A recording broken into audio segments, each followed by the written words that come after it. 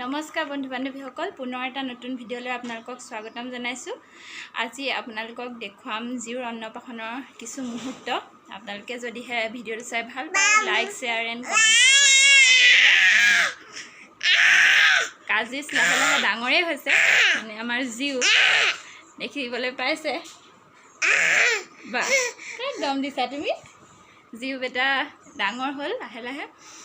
সেয়েহে আপোনালোকক ভাবিছোঁ অন্নপ্ৰাশনৰ কিছু মুহূৰ্ত দেখুৱাম। সেয়েহে ভাবিলোঁ আজি ভিডিঅ'টো আপোনালোকক দিম আৰু আপোনালোকে জনাবচোন কেনেকুৱা পায় চাই।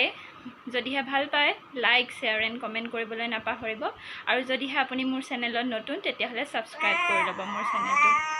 আহক তেন্তে আমি ভিডিঅ'টো আৰম্ভ কৰোঁ। এতিয়া আমাৰ প্ৰিপেৰেশ্যনত লাগি আছে বেলুন ফুলোৱা কাৰ্য। এটাই মুখেৰে ফুলাইছে, এটাই পামেৰে ফুলাইছে, কিন্তু আৰু এইফালে মোমায়েক লাগি আছে। এইফালে মোমায়েকে ফুলাবই পৰা নাই। এয়া হ'ল বাপেক কাজিছৰ, এইকেইটা ফুলাইছে আৰু এয়া হ'ল আছে ফুলাবলৈ। এতিয়া ৰাতি 9টা বাজিছে, কিন্তু এতিয়ালৈকে প্ৰিপেৰেশ্যন একো হোৱাগৈ নাই।